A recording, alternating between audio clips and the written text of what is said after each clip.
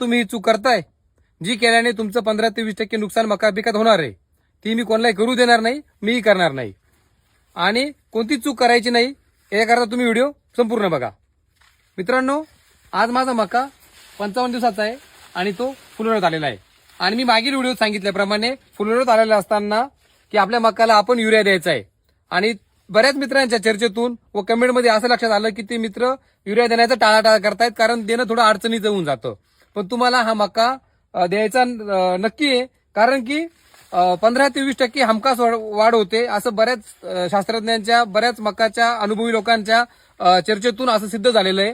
त्यामुळे तुम्हाला मका या पिकात फुलवत असताना युरिया द्यायचं टाळायचं नाही, जेणेकरून तुमचं नुकसान होणार नाहीये.